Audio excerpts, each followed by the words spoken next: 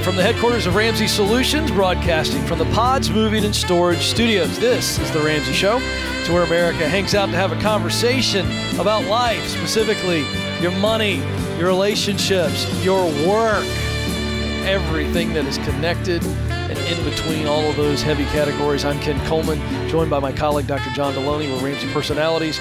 We host our own shows as a part of the Ramsey Network, and this hour we are your hosts. We are here for you. John, what are we going to talk to them about?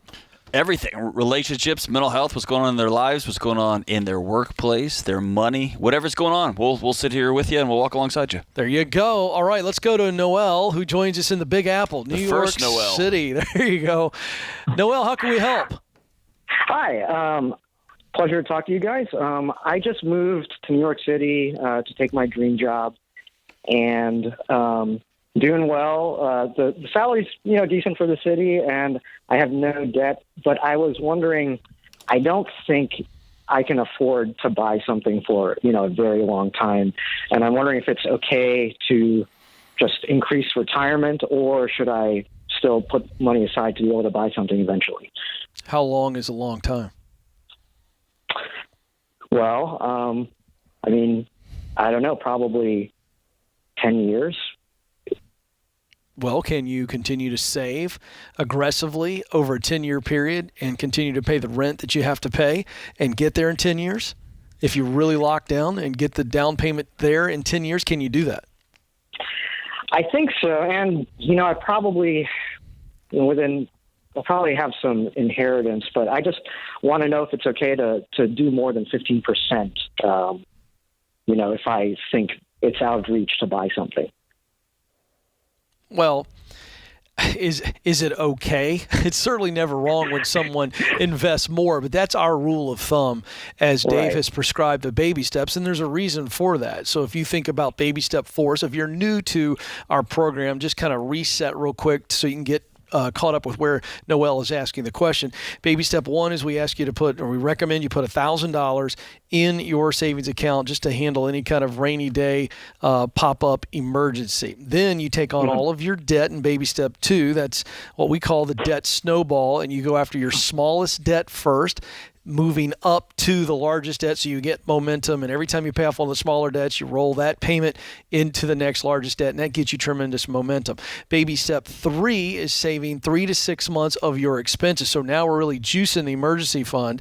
Baby step 4 is to set aside 15% of your income, what you're taking home, into a matching 401k or a Roth IRA. So that's where we stand right now. All right. Baby step 5 is people saving for their kids' college. Now, they have a step that was kind of developed later, 3B, where people go after the 3 to 6 months of expenses into saving for a house. And essentially, that's where you would be, right, is that you would be saving for the house, but it's going to take you quite some time.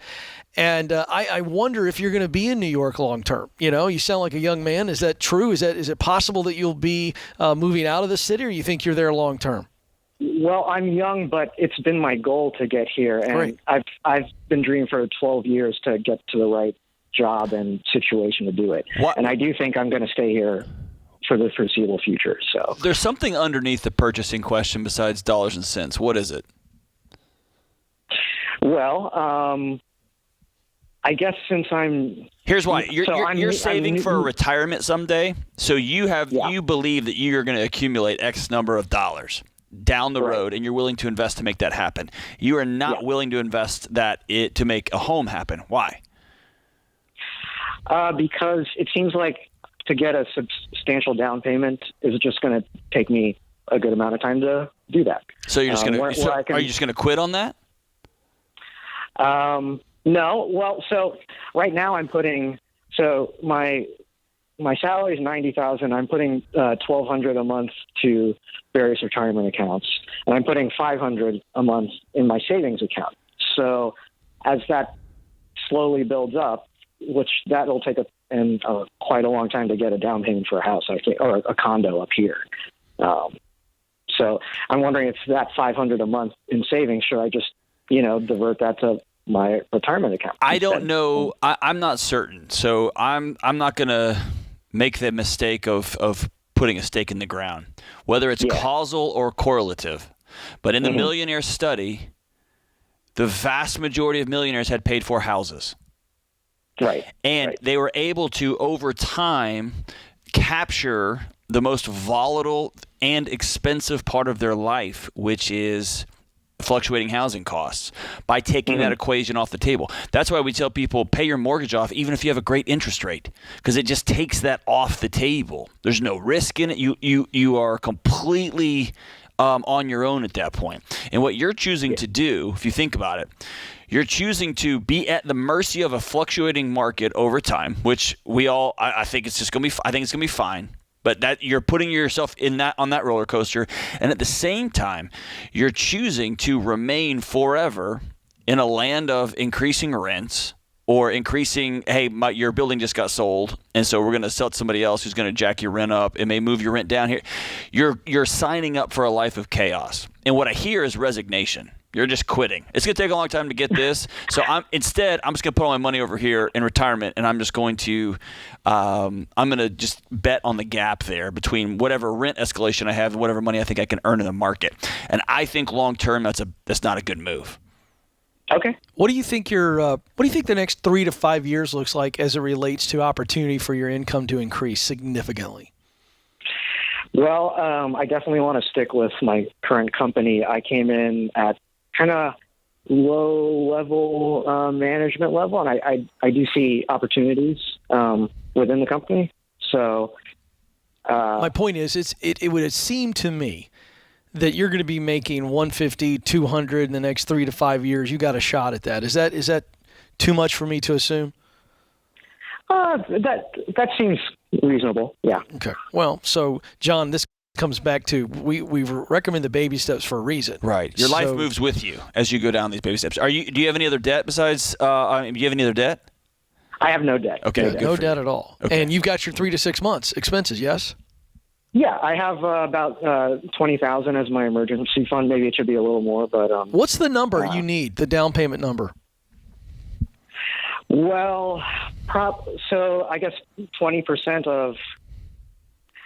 I'm not looking for anything big, so it's probably going to be like a $400,000 or $500,000. Drop it down to 10%. Can you get $50,000 in the next 24 months? I probably, yeah. I can almost guarantee you could. Yeah. Put 10% down on it. Put 15% down on it, and get yourself a condo and get into a place where you can control the rent escalation. Yeah. For the next 20, 30 years of your life, man. Yeah. Yeah, and again, I think we're pausing. Aren't we pausing baby step 4 here for him to just pile up that money? In 3B? At his age, I would. I would. I think you're 3B, and I think that I would stop the 15% investment and just pile up the cash, get in, like John said, and now we begin to pay that house off, and you can start reinvesting. You're going to get caught back up. You're not going to lose ground. If you're staying in New York long term, that's the play. I agree. Hey, thank you for the call, Noel. The best is yet to be. Don't move. More Ramsey Show coming up.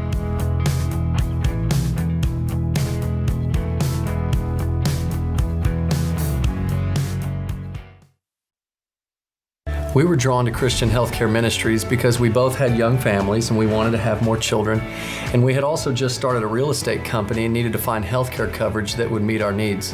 We were attracted to CHM because of its low monthly costs and the ability to negotiate medical costs down. Established in 1981 and accredited by the Better Business Bureau, CHM is here to meet the needs of your growing family or small business. Check us out at chministries.org/budget. We absolutely believe in it.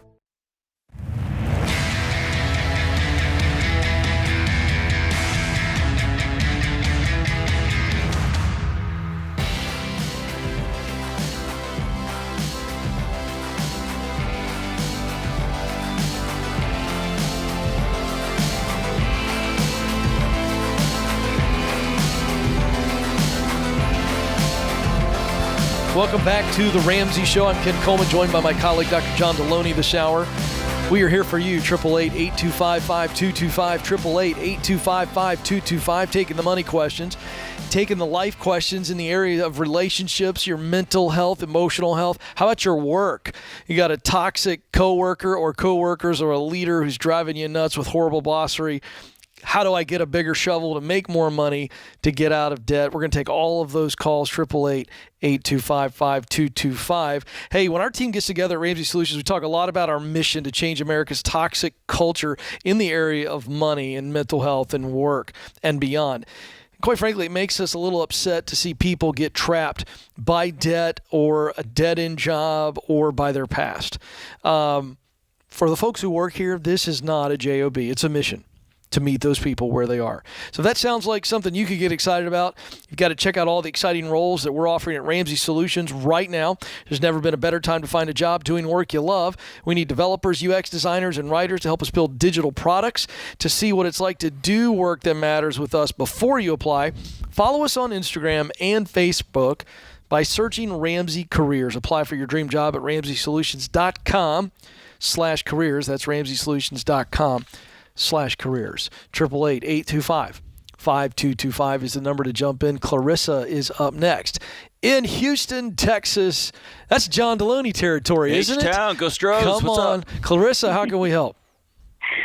Hi, gentlemen. Thank you for taking my call. I am expecting my fourth child here in a few months. All right. And I want to upgrade in car. Right now I drive a CRV, which cannot physically fit all the number of children that we have, plus myself and my husband. And I'd like to get a Model X Tesla, and I'm trying to see if it all makes sense. Now, forgive me. I really don't know much about Teslas. Our colleague George. I would like that car too. Yeah, Clarissa. yeah. George has got one. Rachel's got one. They love the old Tesla. But will that fit the whole family? So myself, my husband, and our 4 children, yes, with a 6-seat configuration. It will fit 6 seats, but will it fit a few car seats and the luggage for when y'all travel? So for the luggage, we'll have to get creative. I found like a mobile trailer that we can attach that's super cute that can go with the whole seat. It's super cute, all right. Hey, yes, you are... How much is this car? Oh, Clarissa, I'm trying to be nice. Yeah, how much is the car? So the car, I'm looking at a used model, and so the range is about $86,000 to $90,000. Can you afford said car, meaning pay cash? Yes, I can. I just don't know if I should. No, you shouldn't. You can hear your voice. Please break down that tone of voice change, Doc. I feel like there was something there. Yes, this is somebody who absolutely knows the answer to the question. Here's what you're wrestling with: who you still want to see yourself as, and reality.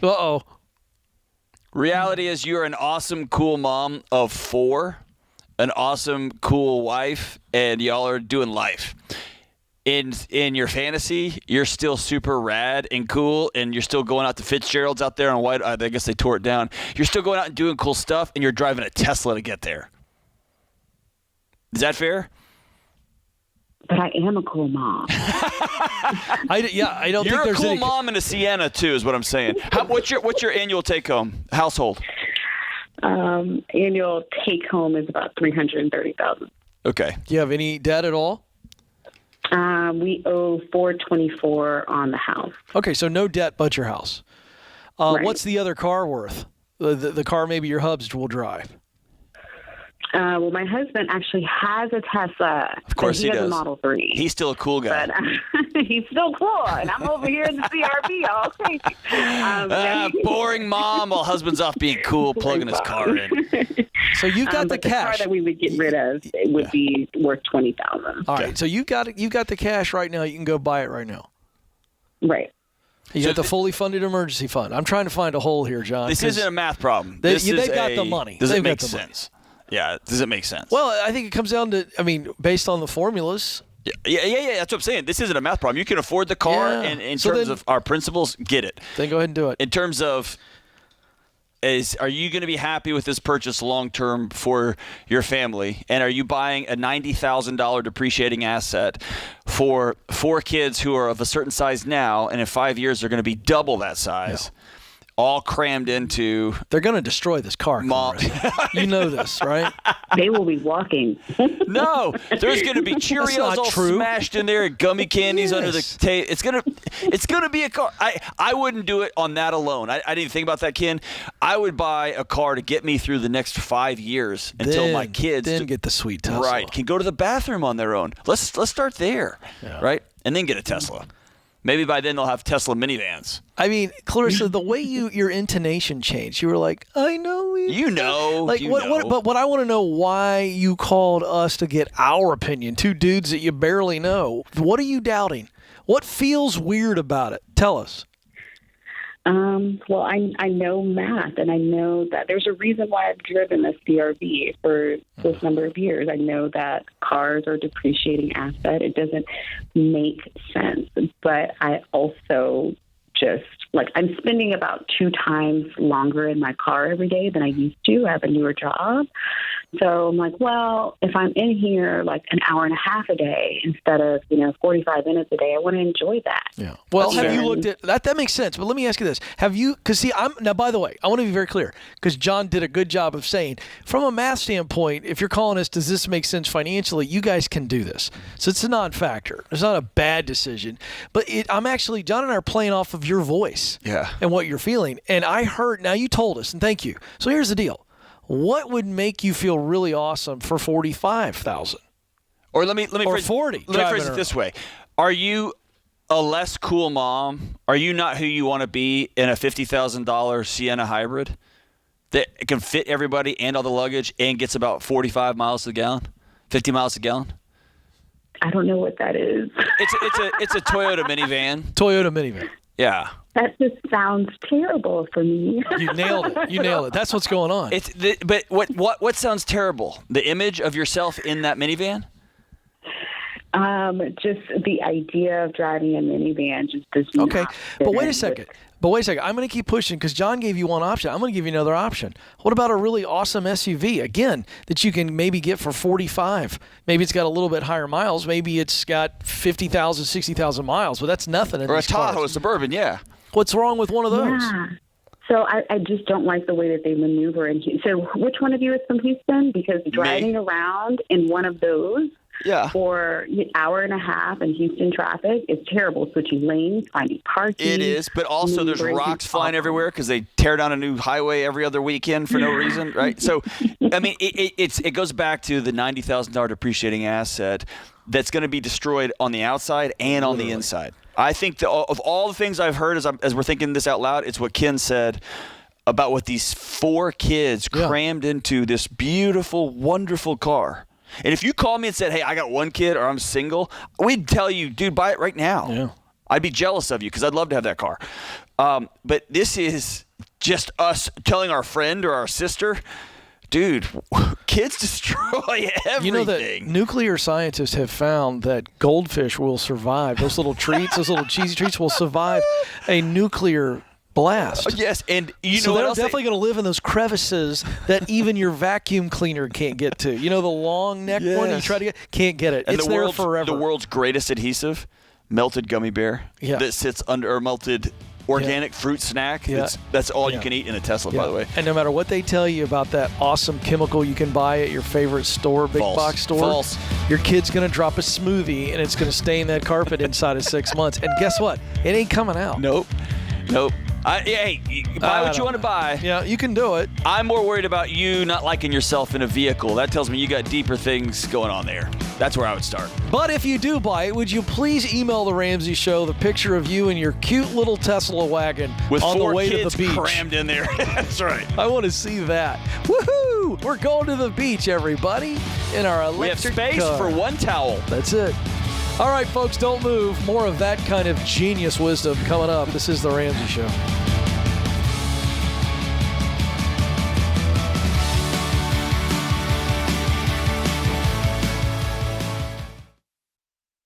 Look, I love real estate, and I want you to have a house, but I don't want a house to have you. That's why you need to get in touch with Churchill Mortgage to make sure you do this right. These guys are awesome. They'll help you get on a smarter mortgage plan because they're committed to doing what's right for you. That means they check in every year with free consultations to help you stay on the right plan. They show you how to save money and interest so you can build wealth faster.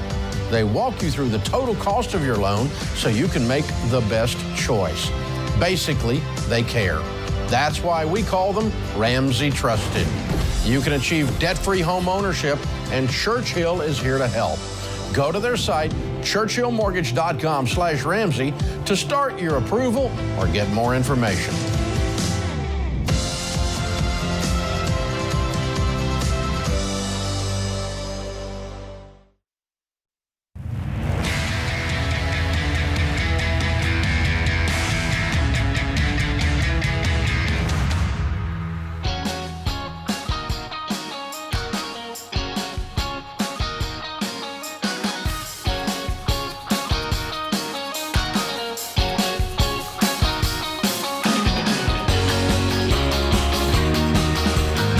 Welcome back to the Ramsey Show. I'm Ken Coleman, joined by Dr. John Deloney, and we are here for you taking your phone calls.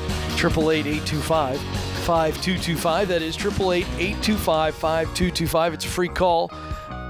Folks, give us a shot. It is a free call, and we care deeply about you, and you may be just one phone call away from breakthrough. And if you've got something that's a little bit sensitive, know that we're going to protect you and take good care of you. We'll change your name, your location, everything. If you feel like you need to talk to somebody today, we are here for you. So give us a shout. Bradley's going to start us off this segment in Charlotte, North Carolina. Bradley, how can we help? Hey, how you guys doing? We are having a blast. What's up? So I'm going to give you a little background. I'm 24. My wife's 23. We've been married since the middle of last year. We just had a new son. He's about 3 months old. And we currently have been living in our house right now. We have a mortgage on it for a little over 3 years. And we now, because of our son, we're wanting to move closer to family and, different school district and stuff like that. And we want to do that within, like 3 to 5 years, give or take. And so I didn't know if it'd be best to keep throwing,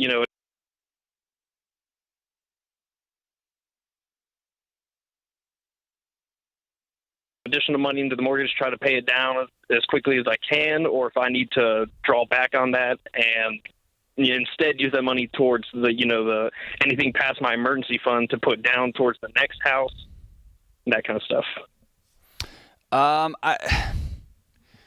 3 to 5 years. Let me say it this way: you're going to get your money back out of your house more than likely. So, right. Personally, what I do is I dump all that money into my house. Mm-hmm. If I was going to move, I'd dump all that money into my house. So I'm going to get it back when I sell it. It feels it's like a like a warm blankie to feel like I've got a checking account over here with some other money in it, but it's going to end up in the same pot. 3 to 5 years, you're right on the cusp on one end, and you're right at the beginning of a cusp on the other end, right? So if you told me, hey, in 3 years, we're out of here, 2.5 years, we're going to put our house on the market, we're going to start looking to get out of here, I'd probably tell you to sock some money away and try to sell that house. If you tell me I'd be there 5 years, I'd try to pay that house off as fast as I could, right? So you're right square in the middle. Why'd you pick that time range? Like, what is magical about 3 to 5 years? Well, the limit would be 5, because that's when our son would be roughly starting school. So that's why I kind of mentioned like the school district thing. So let me rephrase it. Why not move right now? Why not move this summer? Mainly, we're just kind of saving up money right now because obviously our minds, the more money to put down, the better. We want to finance as least as possible, so we're kind of building that nest egg up at the moment. Okay. Yeah, but here's the deal. John is absolutely right, Bradley, and the reason he's right. And how old did you say you were? 24. 24. Take it from dudes who are twice as old as you, and it's certainly me. I don't know about John. I shouldn't. You're close to twice. A lot can change in 1 year. Your life can look unrecognizable in 3 to 5. And I like John's advice because investing in the current house, there's no negative. You keep paying that house down. He's right. You're going to get that money back most likely, and you've got yourself so much more net worth, so much more equity. You've got options. Life can change. And I love the plan. And I'm not in any way trying to poo-poo or scare you. I just want you to understand life can change. And I think John's advice is right. I would pile everything into the house. That effectively becomes your down payment, that equity. And again, I hadn't thought about that, but Bradley, I've just been through it. You and I have been married a long time. Well, let me back it out. 3 years ago, I was in my dream job at one of the top universities in the country. Oh, yeah. And then 2 years before that, I was in another state in a really great job. Right. So, man, to forecast 5 years of my life, and I ran into somebody, and now I'm a YouTuber, as my son says. So, man, you have no idea what happens in 5 years. Yeah. Whether a boss comes and taps you on the shoulder, you get fired, your wife gets promoted, who knows, right? So it's important to plan, it's important to have dreams, and it's important to be very specific about those dreams. Yeah. And it's also important to live with principles in the present, right? Here's who I'm going to be every single day en route to wherever it is we're going. Yeah, I love the advice, John. Bradley, I couldn't agree more. Just pile it into the current house, and then when we get there, when there shows up, you're going to be in great shape. Thank you for the call. Paul is up next in Cincinnati, Ohio. Paul, how can we help? Hey, Ken and John. I'm actually really glad that you two are on hosting the show today because perfect combination for this question. Hey, nobody ever says that, Paul. Thanks, man. Yeah, can we record that, guys, in the booth? It'd be great if you could send that home to our wives and kids. That'd be wonderful. What's up, Paul? So my best friend suffers from debilitating anxiety, and it has had him out of work for about the past year and a half. And I'm wondering what I can do or what I can encourage him with that might help him move back into the work field since he's been making some progress with his anxiety. That's awesome. So I would reframe that question, that statement a little bit and say something about his life has set off his body's alarm systems and the noise is real loud. So putting anxiety to the side, what is it about his ecosystem or his environment that is suffocating him? Is it his marriage? Did he lose somebody? Is he have childhood trauma he's dealing with? Like, what is it? So I'd say it's mostly from his childhood trauma. Okay. And so he's found himself in an adult world, and his body is struggling to live in a world that we've all created for ourselves that none of us can live in, right? Yeah. Okay. Hey, by the way, he's lucky to have you. It's pretty awesome. Here's what I will tell you. Two important things. Number one, you can't fix him. And the more you try to help him by fixing him as though he's a puzzle and you've got the missing pieces, the more he becomes a project and not somebody you love. He becomes an engine to fix, not a friend. And as somebody who's been where he is, just debilitated by anxiety, the greatest thing my friends, and there's a couple of them, John, a friend named Todd, a friend named Randall, a friend named John, like guys who leaned into my life, they were very clear about, you're with us. We're inviting you over, even though you come over and you're annoying, or you want to talk about how the end of the monetary policies coming, like all these crazy, anxious things I had all the time. They always invited me over. And a couple of my buddies called me on my nonsense. And here's something important for you to understand.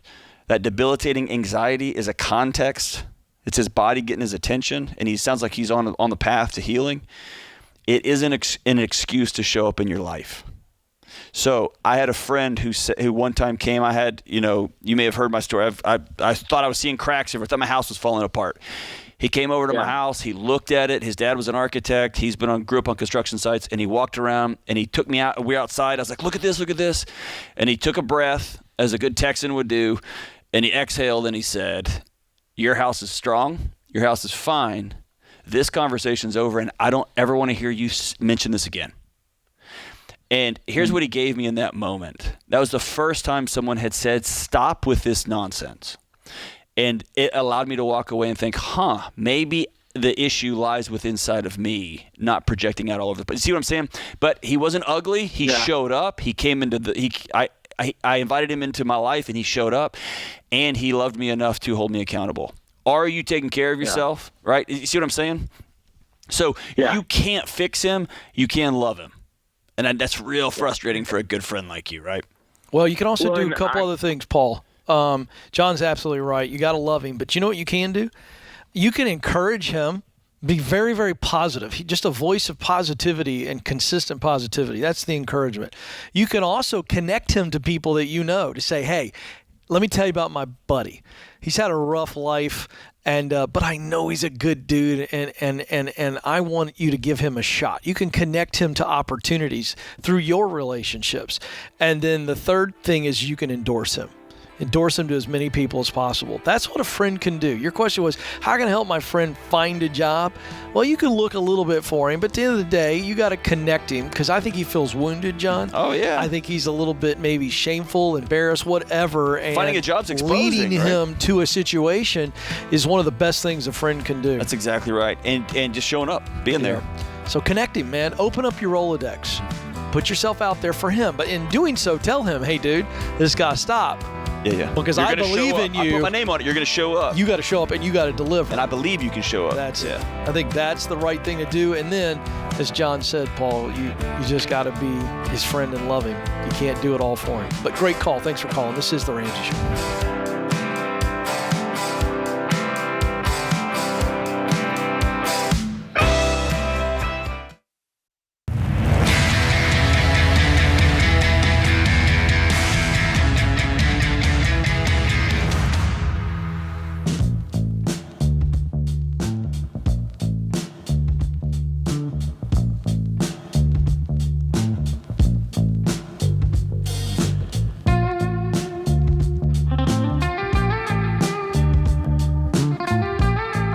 Welcome back to The Ramsey Show. I'm Ken Coleman. Dr. John Delaney joins me this hour. We are here for you, America. The phone number to jump in is 888-825-5225, 888-825-5225. I gotta tell the folks this really quick. I just showed John an old video on YouTube of the guy in Australia who is trying to rescue his dog from the kangaroo, and they square up out in the bush of Australia. And the right lead, the guy, if you haven't seen this video, James is going, what is Ken doing? I just need to share the goodness. It made your day, did it not? It was fantastic. Guy punches the kangaroo and rescues his dog from the grasp of the kangaroo, and this kangaroo just spreads up and just it looked like two high school kids. Yeah, but then that guy crosses his feet and boom. Yeah, catches him off guard. Punches it, and the kangaroo obviously has no idea what has just happened, but he takes it right to the jaw. It was beautiful. Then they both kind of look at each other, and then we should separate. Yeah. So there's a little bonus content if you've never seen it. John had never seen the video, and it made his day. So go check it out. Guy punches kangaroo on YouTube. Change your life. It's that good. See, you don't. Oh, there it is right there. There it is. They're putting it up on the screen for our YouTube. Look at that. Just a right lead. And they just stare at each other. And the kangaroo's like, watch this. Look, he squares up. This guy's, boom, right there. Pow. And then the guy turns his back to the kangaroo and goes, get in the truck, dogs. Yep. Walks away. If I could ever meet this guy and interview him, it would be a delight. James is going to set that up. Yeah, there it is. You can set that up. All right, folks. See? You never know what we might talk about here on The Ramsey Show. Let's go to Chris in Sacramento, California. Chris, how can we help? Hi, Chris. Hi, how's it going? Thank you. I was calling. I have a car buying question I'd like to run by you guys. Okay. So I'm currently considering trading into a newer vehicle, a bigger vehicle, a SUV. And I just wanted to know if it would be a smart move. I'm currently driving a 2020 Kia Forte, and I was looking to trade into a 2022 Kia Sorento. All right, run the numbers for us. Well, what do you owe on the first car? No, sir, I do not owe anything. I own it. It's appraised approximately between $16,000 to $18,000 at the most. All right, what's the other car? The other car, I'm probably realistically looking at $40,000 to $45,000 when it's all said and done. And I'm assuming you've got cash to be able to do this? Negative, sir. I'll be taking out a... Well, I don't know how new you are to the show, and I don't want to presume, right? Yeah. But we are never going to say that it is a good move or smart move, however you just put it, to go into debt for a car. Please don't borrow money on a depreciating asset, Chris. Please. It's just not good sense. You're worth more than that. Do you understand where we're coming from on that? We're not going to debate you, but we want you to understand why we say that. Do you understand why we're saying that and what John means by you're going to go into debt on a asset that is depreciating every day. Okay. Do you understand what we're saying? Yes, sir. I do. Is there anything wrong with your Kia, or is that what you said it was? Yes, sir. Yes, a 2020 Kia Sorento. Is there anything wrong with it? Wrong. Yeah, it's a perfectly good car and it's paid for, correct? Yes, sir. No, there's nothing wrong with it. How much do you make? What's your annual income? Gross or net, sir? Take home. Take home, excuse me. Yeah. Take home approximately 43,000, sir. Okay, and that's the other part is just as a general rule of thumb. Again, this is us talking to thousands and thousands and thousands of people over 30 years, right? Is when you get your ratios out of whack, you find yourself in a hole, whether you meant to or not. And you're thinking about buying a car on credit that's about as much as you bring home on an annual basis. Just thinking about that, I bought a depreciating asset for all the money I'm going to make in the calendar year. So our rule of thumb is everything in your home with engines and wheels should not exceed half of your annual income. And I personally think that's high, but that's where we've landed. So you're looking in the $20,000, $21,000 range. And it sounds like you've got that perfectly right now. Can you be content with where you are? Can I be content? Yes, sir. How come you want to trade up? Because, sir, the vehicle I have is kind of like a bad relic of a bad emergency I had a couple years ago. And tell me about that. So, unfortunately, 2 years ago, I was the victim of one of those Social Security, FBI gift card scams. These guys scared me, and so, long story short, they scammed me out of $4,500, and I had other plans to do with that money. So the only way I came up with to get it back was to trade down from the vehicle I was driving at the time. So that's what I did. So it just reminds you every day of that season, huh? Yes, sir. Yeah. The other thing is that it's just a little kind of tiny for the kind of amount of driving I do. It's kind of tiny. Well, then, hey, I get that. Yeah, absolutely. I would just be patient. Like, let's do this, but let's be patient and let's be smart. Let's not buy a car that is worth as much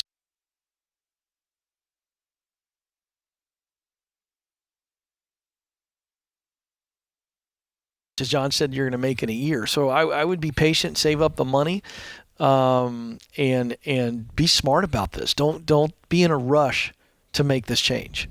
I understand why you want to make the change, and I think you should make the change. Yeah. Well, we just want you to do it cash, no debt. Do you owe any other money? I owe about $19,000 on a small personal loan. Okay.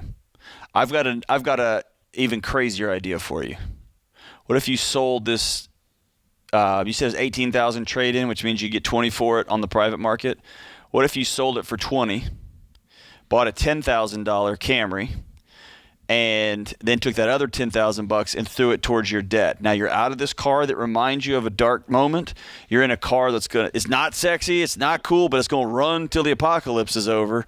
And you can make some headway on cleaning your debt up so that you can, for the first time in your adult life, breathe. I actually hadn't considered that option. How does that feel? Well, I think it sounds great, but I'm biased. He's my friend, and it actually makes good financial sense. By the end of this weekend, you could only owe $8,000 on a personal loan. How does that feel? Chris, how does that feel as you were processing that?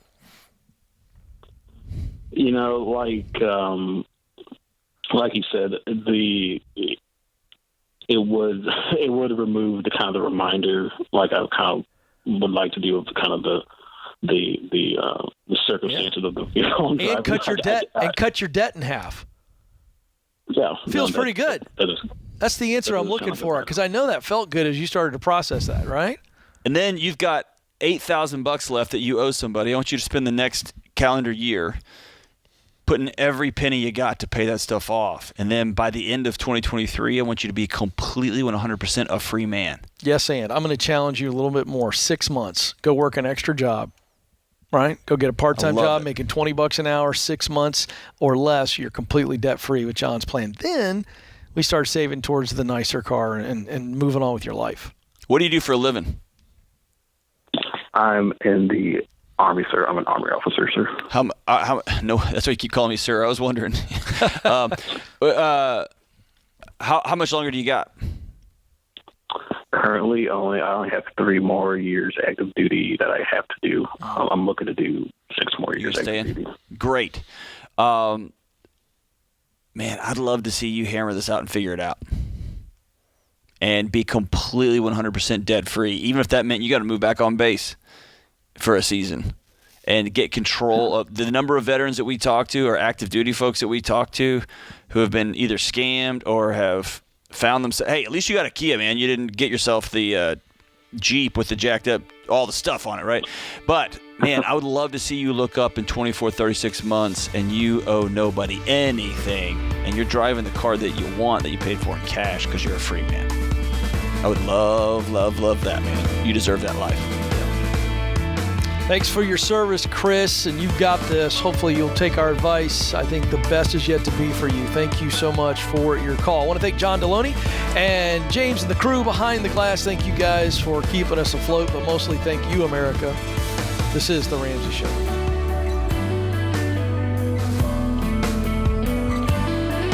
Hey folks, Ken Coleman here. Did you know The Ramsey Show is one of the most popular podcasts in the world? Get your daily dose of advice on life and money.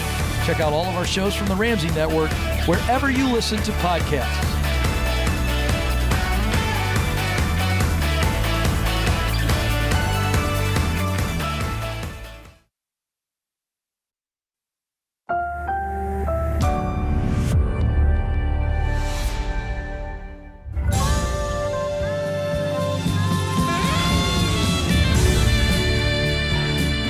Live from the headquarters of Ramsey Solutions, broadcasting from the Pods Moving and Storage Studios. This is The Ramsey Show. It's where America hangs out to talk about life, specifically your money life, your relationship, mental and emotional health part of your life, your work life. We're going to talk about it all. I'm Ken Coleman, joined by Dr. John Deloney, and we are here for you this hour, 888-825-5225. It is a toll-free number.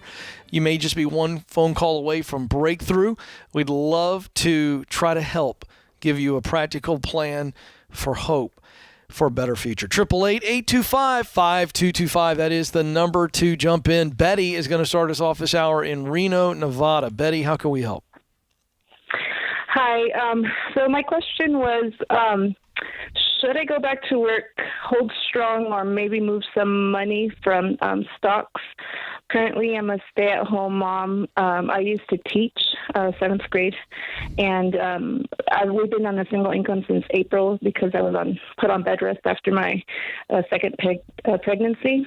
I am going to school part-time to get a master's, so I do plan to go back to work to teach, but in our hope was in 2 years once that program is over that I'm in. But right now, our savings are depleting. We're down to $17,000. Our take home with my husband's single income is around $3,500, but our expenses are coming out to like $4,500. Are those? I'm going to ask this, and it's going to sound dismissive. So understand, I'm asking this as though we're just hanging out. Okay, this isn't me being ugly. Mm-hmm. Are your expenses truly $4,500, or did y'all adjust your income when you chose to stay home? You just didn't adjust your lifestyle. No, believe me, I've been budgeting. Our mortgage is about $2,000 of that. Okay, so you guys are busting it. You've cut everywhere you can cut. Yeah. Okay. Do you have any debt? Yeah, pretty much. No, we actually, after my first son was born in 2020, we have all other debt. We paid it off, and so we're just working on our mortgage now. Okay. Well, here's the thing. We don't want you using that emergency fund the way you're using that right now. That emergency fund is for an emergency. It is not a floating fund. And because of the fact that you're eventually headed back to the classroom, I'm having a dinner table conversation tonight. I mean, this is a family meeting, and we've got to get some more income. So the way I see it, there are two ways to get more income, Betty. One, you go back to full-time or part-time work, or your husband takes on an extra job right now. So this comes down to two things. It is a financial decision, but it's also you're at home for this season anyway, for a reason, correct?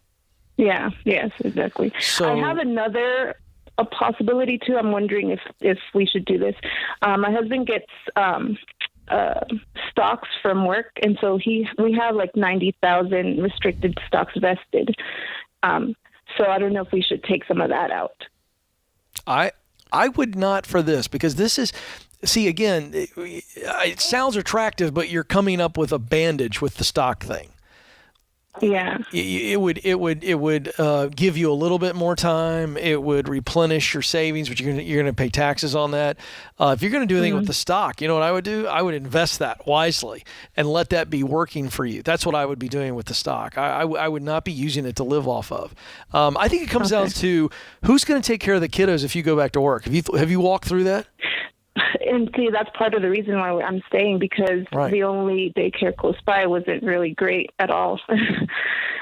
Okay. So for the moment, let's go, okay, it's not ideal for you to go back to work right now. When you were planning to go back after the Masters, would the kids be, I mean, you still have to have a daycare situation, right? Well, at that point, we were thinking of relocating to California where we have family. That's where I was getting at. I might fast forward that. Absolutely, yes. I would go ahead and move near family now and allow for the family to come around you, so that you can get back into work and you get back teaching and do the Masters on the side anyway. I would just fast forward that whole plan. Yeah, absolutely. Betty, you are grappling with what millions and millions and millions of Americans are grappling with, is the cost of doing life has just gotten so expensive.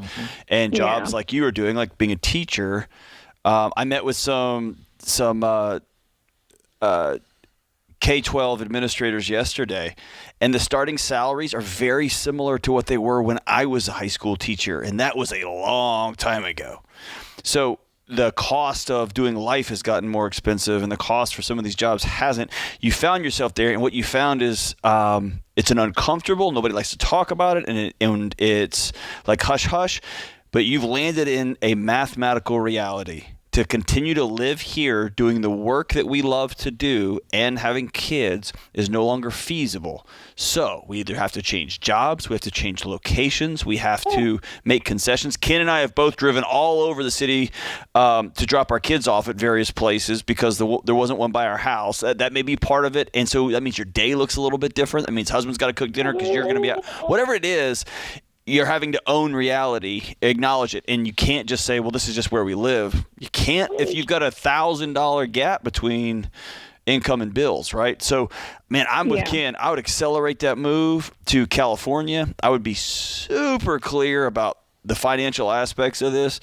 And I might even pause that master's degree because that's costing you money that, quite frankly, y'all don't have right now. That's correct. And that master's degree is always going to be there. And you might find a school district that'll pay for it for you. That's exactly right. You're a teacher. You've been a teacher. I like this move. I really do. I wouldn't put any other option up there. I hope you all go this route. And, you know, the child care thing, John, it's a nightmare.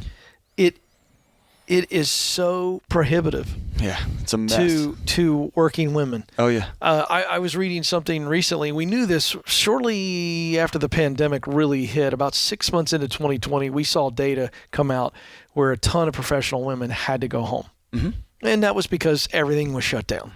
And they were they're the moms, and they went home. And it set back professional women tremendously.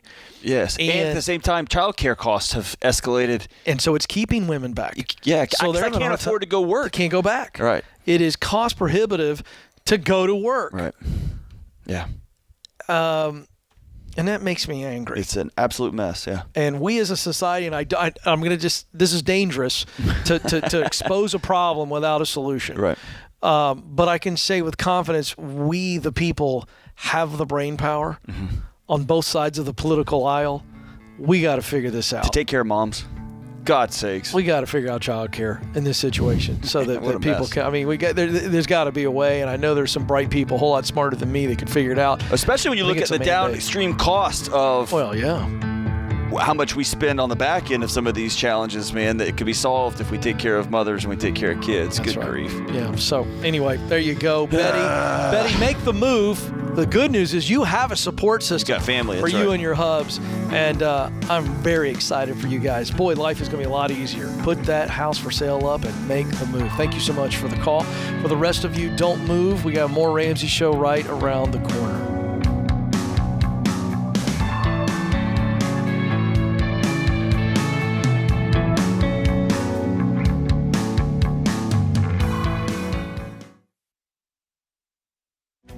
If you're looking for ways to update your home without blowing the budget, I've got it. For years, I've been telling you about our friends at Blinds.com. Blinds.com makes it simple to shop top quality blinds, shades, and interior shutters from home with easy online ordering and free shipping. With Blinds.com, there's no need to renovate your entire home. Just change out what's on your windows with upscale choices like faux wood blinds, cellular, and roller shades, or even outdoor shades. Plus, Blinds.com guarantees the perfect fit, whether you do it yourself or you have them measure and install everything for you. Shop their latest looks and see how much you can save at Blinds.com today. The easy and affordable way to make your home more beautiful is Blinds.com.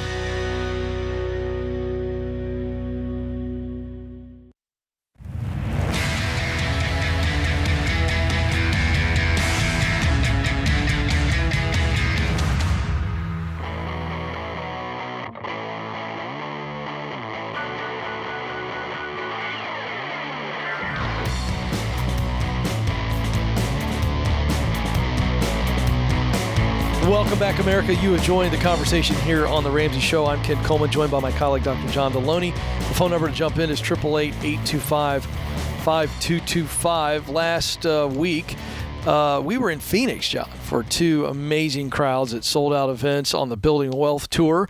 And if you've been thinking about joining our fall Building Wealth Tour, you better move quickly. The events in Sacramento and San Antonio are completely sold out, but we still have a few seats left for our Building Wealth Minneapolis event on November 10th. I think I might wear a turtleneck to that one. I might try to see if I could maybe rock the turtleneck. What do you think? I will not wear a turtleneck. You will look great in a world. I'm going to try. We'll see. Don't tell Dave. We'll just surprise him. If you want tickets, you need to buy them now. Prices for Minneapolis go up this Friday, so to get the early bird discount before it's too late, you better move. Me, Dr. John Deloney, Rachel Cruz, George Camel, and Dave Ramsey all are there. We'll talk about building wealth in this current economy and show you how you can get on a path to building the wealth that you desire. So again, recap of the dates. Everything is sold out except Minneapolis. November the 10th. Tickets start at $25, or you can get a 4-pack starting at $60. So tickets start at $25, a 4-pack of tickets starting at $60. Go to RamseySolutions.com/events to reserve your seats now. Every time I read that and I hear 4-pack, I immediately think of Chick-fil-A. I don't know. The 4-pack. Yeah. But we're talking about tickets, not chicken fingers. I was thinking of craft beer, but I get what you're going with. Hey, and by the way, on these Building Wealth tours, don't forget, Ken and I have been going to spend an hour before Dave's talk, basically just doing our shows live. The John Deloney Show and the Ken Coleman Show, and taking questions. And, man, there's been some really magic moments. It's been pretty neat. Yeah. Listening to people, what they're struggling with, and trying to help them find the next right step. Yeah, a lot of stress out there in our home lives and our work lives, and oddly enough, we can look to one side of those for where a lot of the stress is coming from. You get a lot of stress at work sometimes. It's because of stuff going on at home, and vice versa. So we team up on that. That's a lot of fun. That's a pre-show. You can get your tickets to that as well. So go check that out. All right, let's get back to the phones. 888-825-5225. Let's go to Kristen in Alberta, Canada. Kristen, how can we help? Hi, how are you? We're having a blast. What's going on? Okay, so I wanted to go to school next year, like in a year's time. I just wanted to know, I have a little bit of debt. I'm planning to pay that off, but is it wise to mortgage while I'm going to school? Where are you going to school? in Saskatoon, Saskatchewan. What are you going to study? So ultimately I wanted to get into law, but I have to do a couple years. So I'm going to go towards my social work degree. Okay. In hopes of getting into law school. So you're going to get a social work graduate degree and then head towards, or is it a bachelor's degree? It's a bachelor's. So I need 2 years of something in order to even apply for law school. Okay. So if I don't get in, then I just complete my social work, right? So law school is at a minimum 3 years out. Is that right? Mm-hmm. And then law school, I'm assuming in Canada it's the same as it is in the States. That's a 3-year course? Yeah. Okay. I wouldn't. I wouldn't either. No? No, I wouldn't. I would go rent, because who knows what, after you finish your social work degree, what the job market looks like, what the law school entrance rate looks like, what all that. You may be in this area for 18 months, and then all of a sudden you need to get out. Yeah. Mm-hmm. I just think, first of all, it's not that it's a bad idea. I just don't think it's the best idea. And we want to always try to give you the best idea. And I think what we're saying is it gives you options.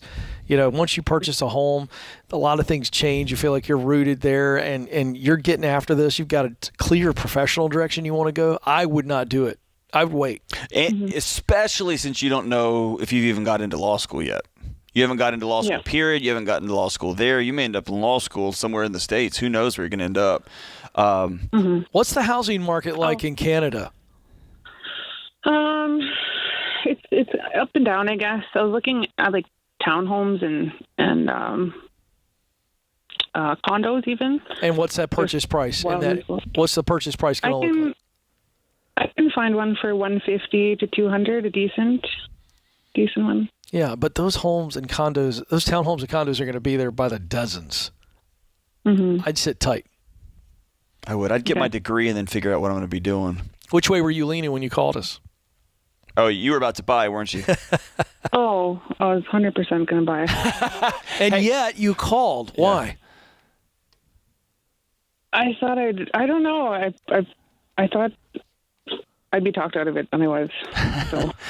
That makes me wonder if you had a good size of doubt there, like you were like, all right, I want this. There's no question I want it, but should I do it? And that's the nature of your call.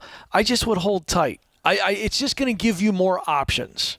Here's it. So, Christian, I don't know if you know my background, but I spent 5 years as an administrator in a law school. So I've worked with law schools, and I love them. I'm glad you're going to do that. The world needs good legal minds out there serving the people.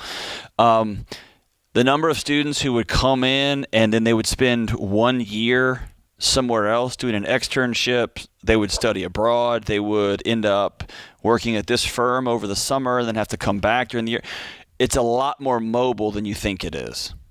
And by buying a house, you're tying yourself down unnecessarily. It just doesn't it doesn't make sense. I would solve for freedom in the next 4 or 5 years.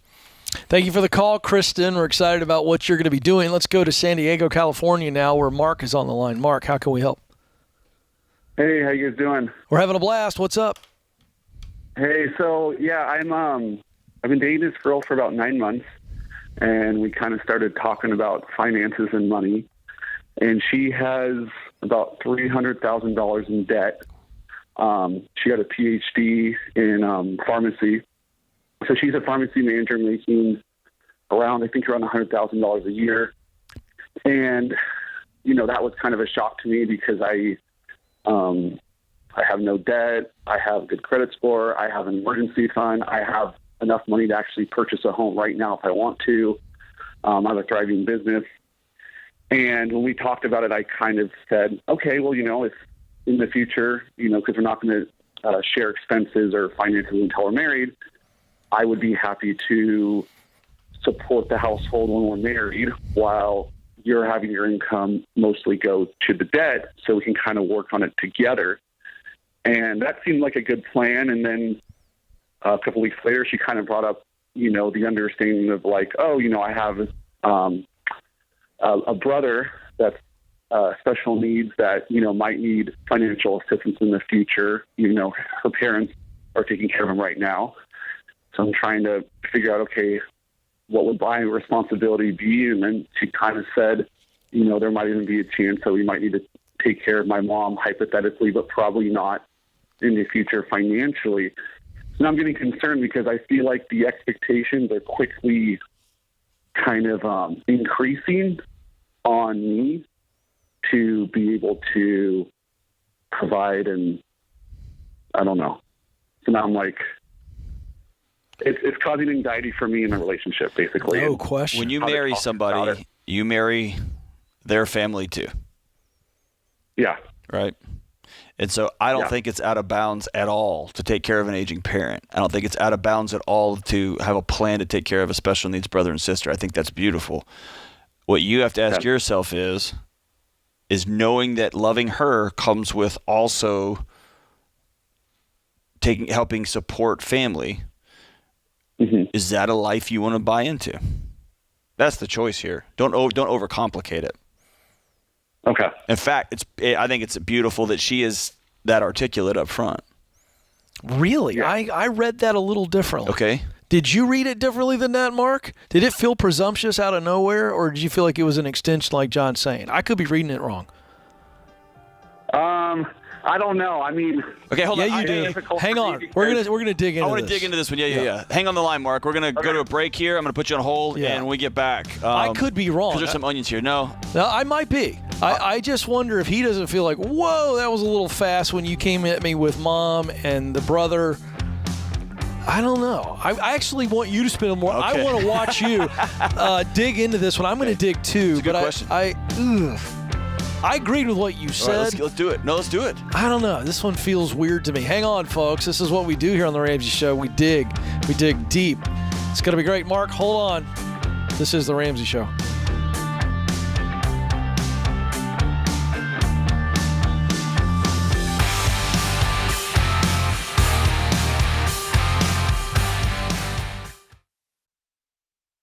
I say it all the time. If you're a business owner and you don't know your numbers, you don't know your business. And when markets are shifting, it's even more important.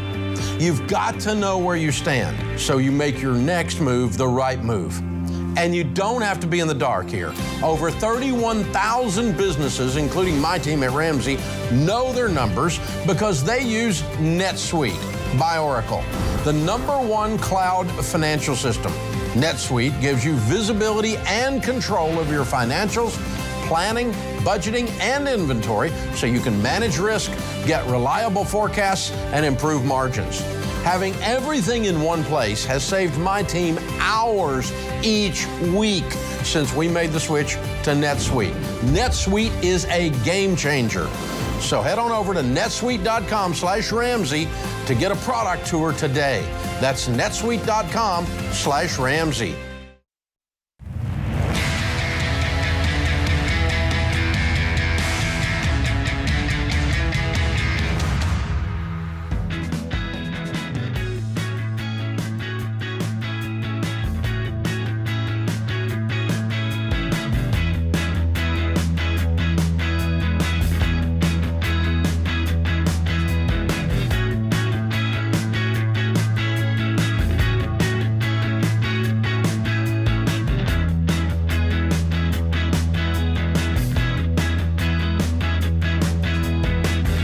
Welcome back to The Ramsey Show, America. I'm Ken Coleman, joined by Dr. John Deloney. And as we were going into our last break, we had Mark with us on the line in San Diego. And so Mark, just going to reset this for you if you're just joining us, has been in a dating relationship about 9 months. And Mark is debt-free and makes a very good salary. And his girlfriend has a lot of debt through I believe, a doctorate in pharmaceuticals. So she's going to be making very good money. And as they begin to talk about the potential future of their relationship, they begin to talk about money. And in subsequent conversations after the initial money talks, the girlfriend brings up that she has a brother who struggles with some health issues and disabilities, and so maybe they would have to help with his finances, and then potentially her mom. And so Mark was like, all right, I mean, I kind of like, well, what do I do here? And John, I want you to repeat your thought there, and that led us to what is he feeling? But you said, as we were going to break, what did you say? Ultimately, it's not out of bounds for someone to say, hey, I've got a brother with special needs that I anticipate having to take care of down the road. Right. And by the way, I'm hoping that, or might be that one day one of my parents is going to have to come live with us if the other one were to pass away. And so I want to have space in our relationship for that because it's probably going to happen. I don't think that's out of bounds at all. In fact, I was saying I like the fact that she's this clear this soon, but something is a little bit off. And I just felt like, Mark, maybe you called us because not to say that she's got any untoward ideas, but it felt like maybe it caught you off guard. And maybe you're like, ooh, how should I react to this? How are you feeling about this? Yeah, I guess it's difficult for me. It's kind of like I'm a planner. Like I like to understand the expectation that's put on me. I'm good at like solving problems and minimizing risk. And to me, it's almost like, okay, so like if maybe I should already be starting a fund, for the brother or for, I don't know, her extended family or something. All right, so let me push a little bit more. Do you feel uncomfortable? Did you feel uncomfortable when she brought up her mom and helping out with her mom's finances? I understand the brother who cannot help himself. Am I reading that correctly? Yes. But what about the mom? Did that make you feel like, why should I have to? I'm just curious, and maybe you didn't, but I just want to know. So if I'm being truthful, the reason why is because she has kind of told me how her mom is kind of passive aggressive and can be very controlling, and my interaction with her haven't been bad, but it hasn't been great. So I think obviously if I had more love and connection with her over time, then of course I'd want to help out a loved one. All right. So now I'm glad I dug John. Yeah. Now how do you react to that? So here's what it sounds like. It sounds like you have a picture in your mind of what you getting married is going to look like. Yeah. And you can prep for that by getting all the funds in the right place, getting all the jeans in the right drawer, and getting all the cars in the right place in the garage. And what I would tell you is this. All relationships, 100% of them, whether you've been married 1 week or 50 years, all relationships are a risk. That you open yourself up to somebody could hurt you. And the beauty of a marriage is somebody says, I'm going to open up myself to you fully, and you are going to spend the rest of your life loving me, and I'm going to do the same back to you. And the scary part about it is it only works if both people jump with both feet. We get a lot of flack here for telling people to share bank accounts, to talk every week about their schedules and things like that. No, I got to be me, bro. Dude, it's not going to work. You both got to be all in. And that means you have to say, I'm going to plan, I'm going to dream, but we're going to plan and dream together. And that is a skill set that you don't have, and that's okay. Very few people have that going into marriage, but you just have to decide you want to learn that. But I don't feel right about this. So John, I want you to keep going. I think you're okay planning for the brother.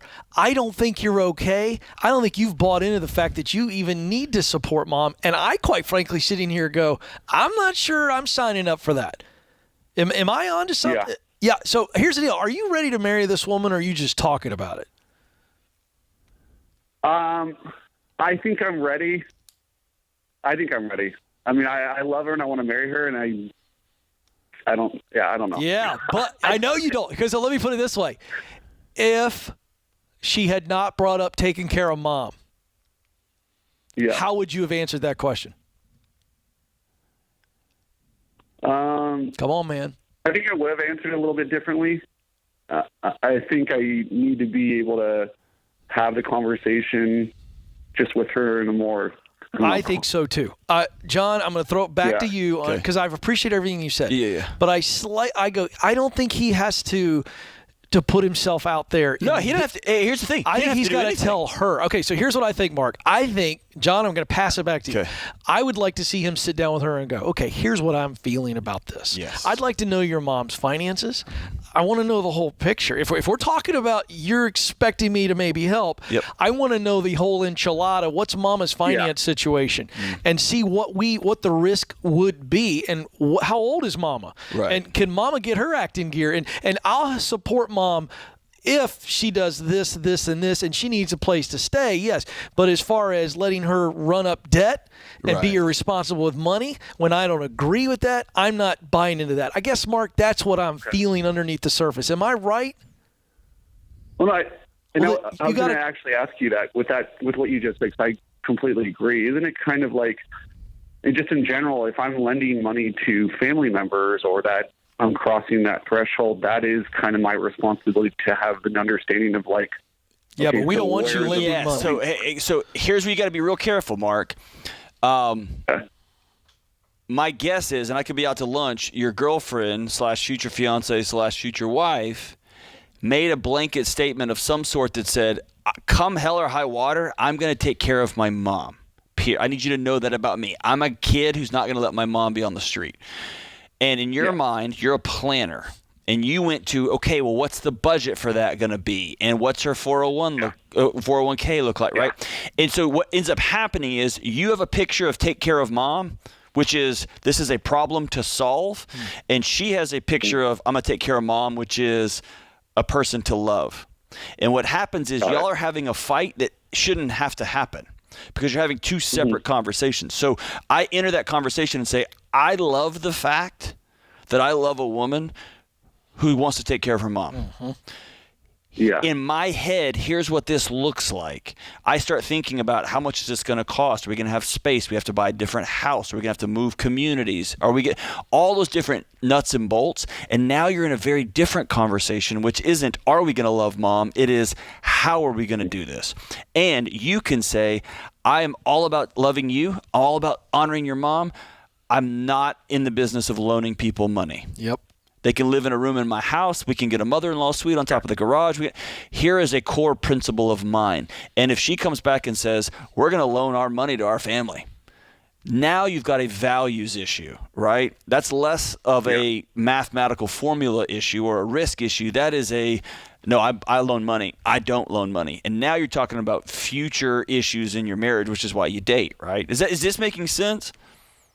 Yeah, because I know why she reacted this way, because out of a moment of emotion, she said, I know that you're big on not loaning money. So she is aware of my general values and boundaries. But then, like you were saying, with like the loving and the planning and how do you do it together with someone that you'd be one with in a marriage and her family be my family, just kind of complicates. Here's what I'm going to do. This is like a pre-engagement gift. We're going to send you 1 year of FPU. I want you to watch all the lesson videos with your girlfriend.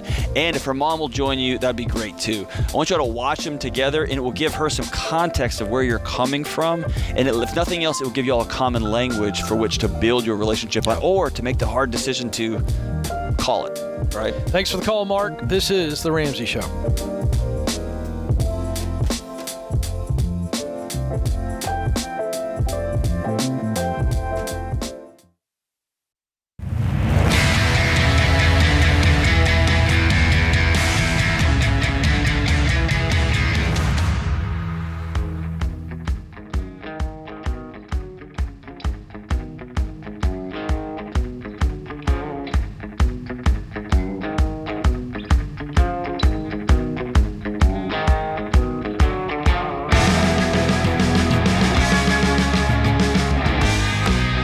Welcome back to The Ramsey Show. I'm Ken Coleman. I am joined in studio this hour by my colleague, Dr. John Deloney, and we are taking your calls. 888-825-5225. That is the toll-free number, 888-825-5225. Talking money, talking mental, emotional health, relationships. We're talking your work as it relates to, hey, I want to get out of it, or I want to get into something better, make more money. Hey, I'm stressed out. I'm burned out at home. Relationships are on fire. John and I are combining on all of those topics, plus, of course, your money questions. Let's go to Clayton, who joins us now in San Antonio, Texas. Clayton, how can we help? Hey, guys. Thanks for having me on. I'm new to Dave Ramsey's program, to the content, and I guess I'm on baby step 1 right now, just trying to figure out what the best way is to go about handling trying to get out of the debt versus getting $1,000 into emergency fund? Well, first of all, thanks for listening and being new to the show. And because you're new, we want to make sure you understand those baby steps are in order. So you are, in fact, on baby step 1, and that's all you should be focusing on, not debt right now. So we're looking at super intense, man. We want to get $1,000 in your savings account, not $1,200, not $1,700, $1,000. Once we get that, now we are going to shift to baby step 2, where we take your debts and we're looking at your smallest debt. So if, let's say, I'm making this up, you got $1,000 on a credit card, and then you got $5,000 on a car, and 20,000 student loans, whatever it is. We're going to focus on that smallest debt and knock that baby out. And then once we pay that off, we take the payment we're making on that and we double it. We dump that into, if you will, the payment on the next debt. So let's go back. How much money do you have in savings? Right now, nothing. Okay. What brought you to this moment, man? Just some really bad financial decisions I've made in the past, and I'm kind of right now at a rock bottom and want to get my finances under control. Want to have wisdom when it comes to my finances, and trying to better myself so I can ultimately give back and help others. That's Good awesome. For you, dude. How much debt do you have? Total of about $20,000. What's that made up of? Car payments. I owe, I think, $12,000 on that, and then college loan. I owe, I think, about $8,000 still on that.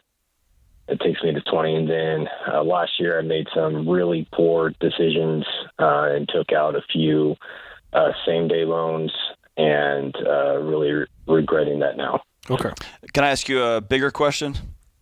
Yes, sir. Are you struggling with addiction, or did you just blow up a big relationship? No. What's underneath the 20,000? My rock bottom was 6 figures when in stupid financial decisions. What's beneath the $20,000? Just a bunch of stupid financial decisions. I mean, I've never been wise with the money that God has given me, and I've just squandered it and spent it on foolish things, and now it's really come back to bite me and haunt me. What's the car worth? The car is I got it for $13,000. Making about $300 payments on it a month right now. So what's it worth if you were to sell it today? So it's worth about $8,000. I have about $4,000 negative equity on it. Sure. All right. And did you get a degree with that student loan, or is that just partial time at school? That's just partial time. All right. So let's go back. Let's go back to to how do we get $1,000 first, right? So you got nothing right now. Are you gainfully employed? Are you working full time, part time? What's your situation? I am. I'm full time. Okay. What do you make? About $30,000 annually right now. Okay. It's not going to be hard. Are you single, married? What's your relationship status? Just single. Okay. What's your rent, or do you have a mortgage? I rent about live with my parents. Rent about $100 a month. Okay, dude. All right. So here's the deal. Your first question was, hey, do I focus on $1,000 or paying off debt? And I got great news for you.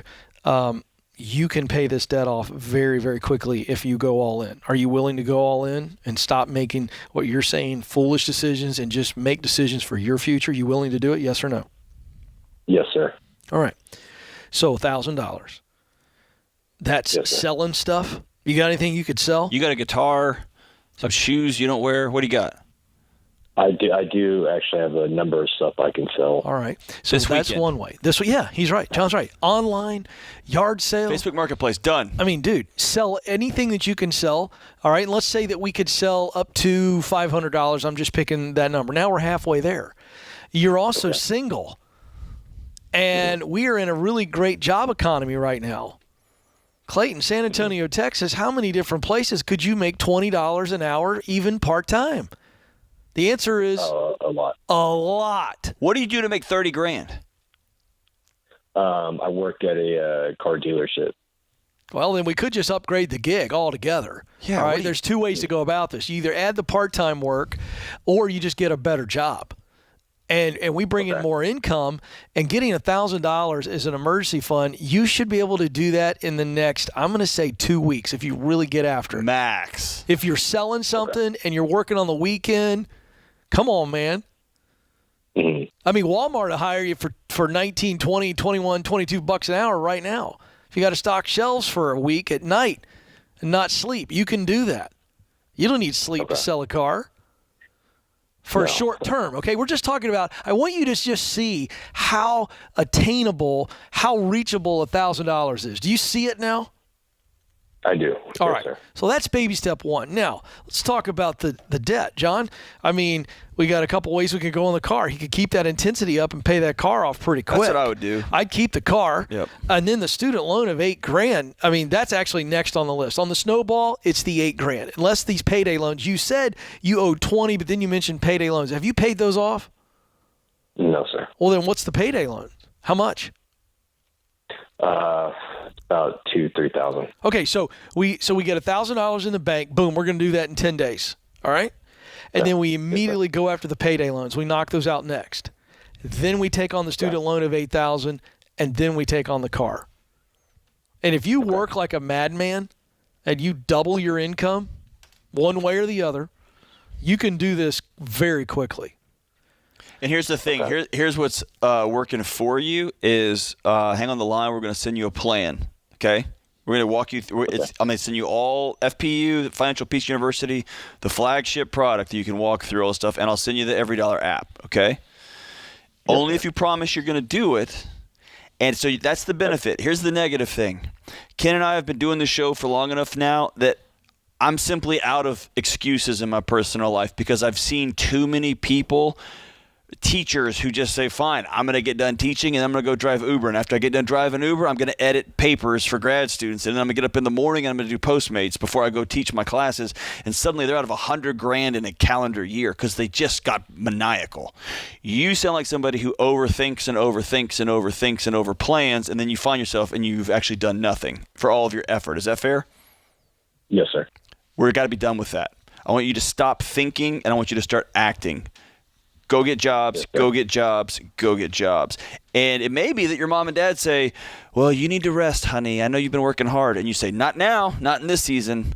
And you're going to be stunned, my brother, if you stop the thinking and start the doing in this particular situation. And by the way, everybody listening, sometimes I tell people, stop acting. You got to sit down and grieve this. You got to think through this for a minute. This isn't the season for you, brother. This is the season to go work, work, work, work. And you're going to find yourself right side up with this financial situation in no time. Yeah. And Clayton, you know what? If Dave Ramsey were here, he would say, I've done a lot of dumb things with money, so cut yourself some slack. Yeah, dude. This is not insurmountable. I'm not.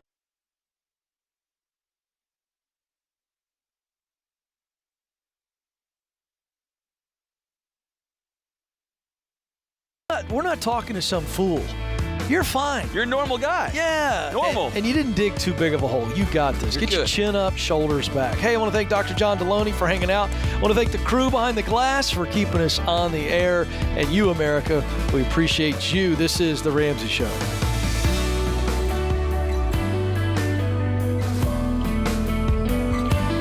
Hey, it's John Deloney, co-host of The Ramsey Show. Did you know over 18 million people listen to The Ramsey Show every week? A lot of those people listen on one of our 600-plus radio stations across the country. To find a station near you, go to RamseySolutions.com/show.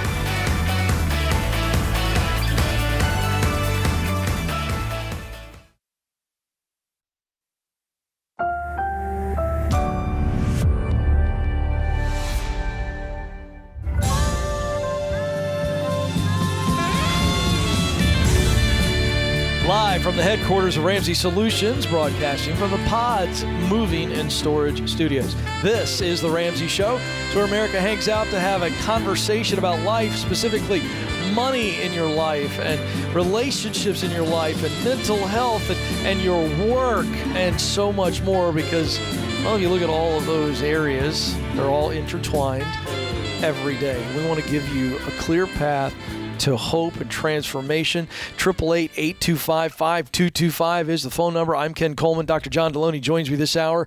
We are here for you. It's a free call, 888-825-5225. Let's go to Houston, Texas, where we start with Diane this hour. Diane, how can we help? Yes, thank you for taking my call. You bet. I am in my early 70s and making out my will due to a terminal illness, and I am considering leaving my approximately $350,000 worth of assets to my grandchildren and none to my only daughter, who has chosen to be estranged from me and won't let me see my grandchildren, my only grandchildren. And I'm angry at her, but nevertheless, I still have love for her and wished it could be different, but I don't see any hope in the situation, to tell you the truth. Anyway, I don't want to be a bitter, I am a Christian, I don't want to be a bitter, angry person, but at the same time, I need a little guidance in this. Diane, there's a difference between bitter and just heartbroken. And heartbroken's okay. I am heartbroken. Heartbroken's okay. Sad's okay. First, what is your terminal diagnostic? Metastatic breast cancer. I'm so sorry. Oh my goodness. What's the time limit they've given you? It's no longer defined in that way because there's so much they're trying to do. So I'm doing pretty good right now, and that part I have faced, and I'm thankful for every day God gave me, and I'm trying to use it to the best. Beautiful. And I have a bunch of grandchildren that love me very dearly, and I love them very dearly. And is your daughter aware of your medical situation? I'm not sure she's aware of the second round. She was aware of the first, but I'm not sure she knows. I have not indicated to her that. What happened to divide that relationship up? Why did she choose to not have you in her life? She's always blamed me for all her problems, and she became very, very abusive, sending me filthy messages over the phone, like on Mother's Day and stuff. And give me an example. Just realized, give me an example. Oh, like calling me horrible names that start with C and blaming me for just things mistakes she made. And I think she's mentally ill, but that's my opinion. That's not a diagnosis. Sure. So, and there's two. I finally had to realize I can't be in a relationship where I'm constantly abused. Good for you. So good for you. I backed off, and she blocked my grandchildren's phone, me from my grandchildren's phones that I bought for them. And so I blocked her from leaving me these filthy messages. Absolutely. Good for you. And so here's the both and. You did the right thing, and it still hurts so bad. Yes. And if your money will encourage or facilitate additional behavior that's going to put someone you love at risk, which is your daughter, put someone you love at risk, which is your grandkids, I would tell you it's unethical to give them that kind of jet fuel. You can create a trust that's got very specific things in it that say, if this can only be used for educational expenses for these kids after this age, you can do things like that. But I even recommend people limit the amount of control they try to have from the other side, right? At some side, you got to make peace with it. Here's the one thing I'm concerned that's weighing on you. Tell me if I'm wrong. That you can somehow buy back her love or buy back a relationship with those grandkids after you're gone. No, I don't have any hope of that. Okay. No, I don't think this is something that can be fixed in this life. Okay. I hate to hear that, and I get it. I think that you have no obligations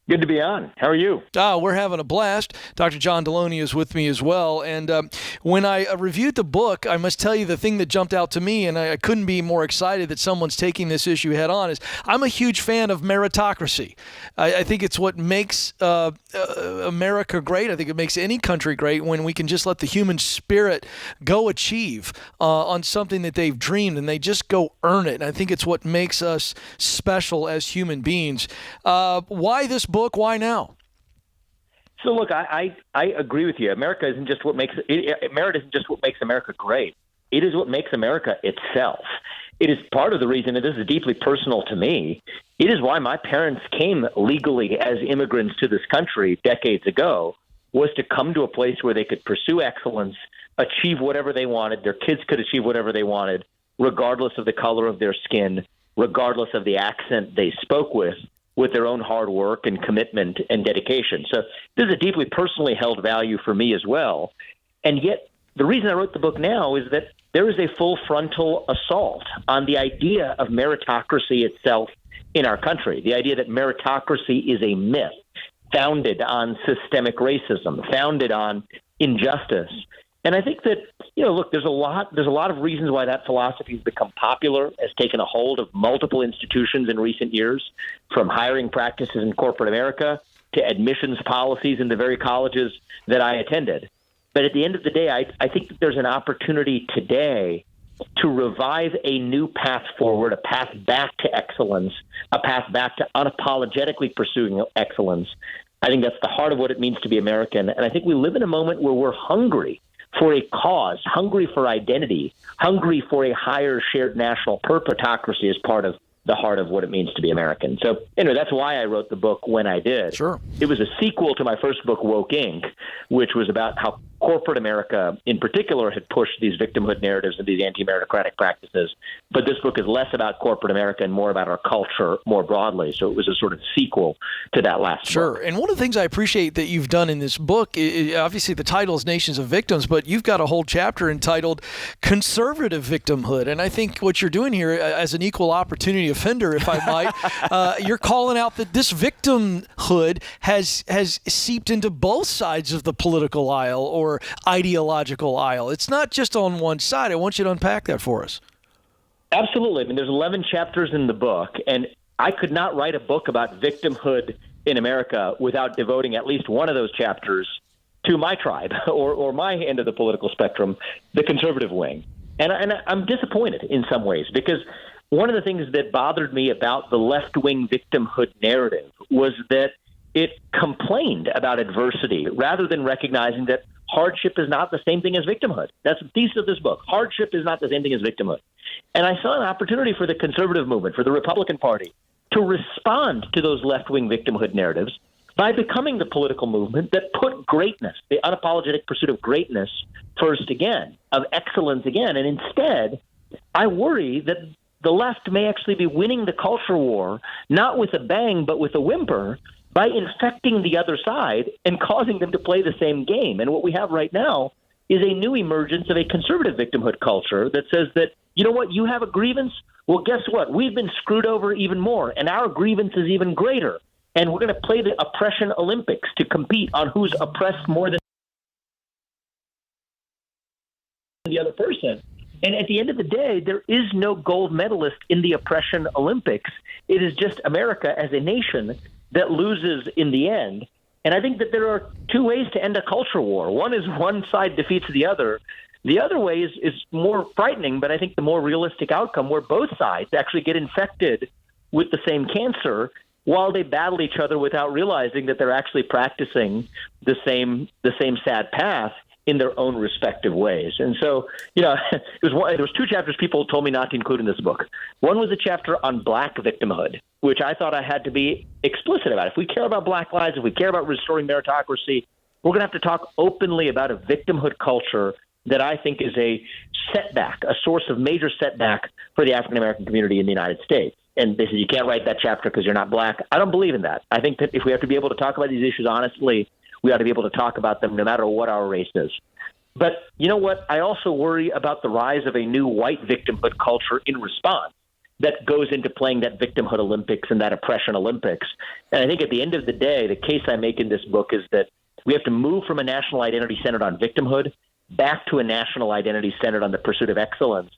And the path from one to the other actually runs through an uncomfortable place that we call forgiveness. And Christianity can be a path to get there. For those who are not persuaded by the Christian narrative of forgiveness, there are secular ones I offer in the book as well, from Immanuel Kant to others. But that's what we're going to have to rise to the occasion to realize, not only as conservatives necessarily, but as Americans. And I think that's the moment that's the need that the current moment calls for. So Vivek, this is John Deloney here, and my background is mental health and relationships and counseling. And this sounds eerily familiar to sitting down with a couple, and the number of times I've told one member of a couple, if you win and she loses, y'all have both lost. Or if you take this relationship and you think you're going to settle things by defeating one another, what you're doing is you're setting your marriage on fire, and you're going to find yourself having to build something out of ash instead of stopping. So I'm glad that you brought up forgiveness. I think it's just a cornerstone to mental health. It's a cornerstone to humanity. It's a cornerstone to any society.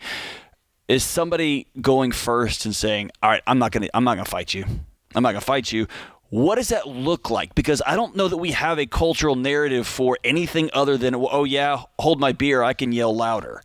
How do you encourage, or paint us a picture of what forgiveness at that level even looks like? Is that Pelosi and McConnell getting in a room and being like, I'm sorry, and then just getting chips and queso for everybody? Like, what's that actually look like? I don't think it falls out of our political class. And you know what? I love the analogy you drew to marriage. One of the things I do in this book is I take concepts that are familiar in human relationships, but to extrapolate that to a different kind of human relationship that we don't think about very often, which is the relationship that we're all in with one another as co-equal citizens in a common shared republic. That is a relationship too. Even the relationship between us as citizens and the nation we live in, the relationship between myself and the nation, the relationship between yourself and the nation, that's a relationship too. And I think that we can take a lot of the lessons that we might get from husband and wife relationships, parent-child relationships. I go through different analogies in the book and see what lessons and what insights that gives us about the relationship between co-equal citizens and even a relationship between the citizen and the nation. And one of the chapters of the book is actually entitled A Theory of Duty. Okay. It's a play on John Rawls's famous work from the 20th century, A Theory of Justice. That was a North Star for much of late 20th century liberalism.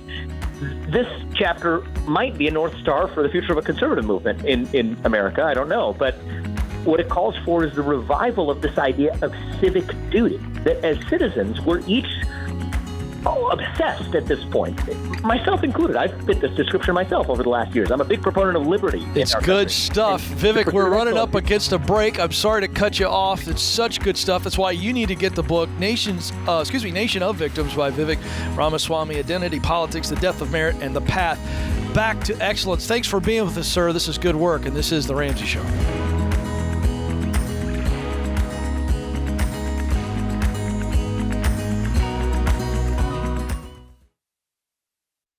Seven, 6, 5, 4, 3.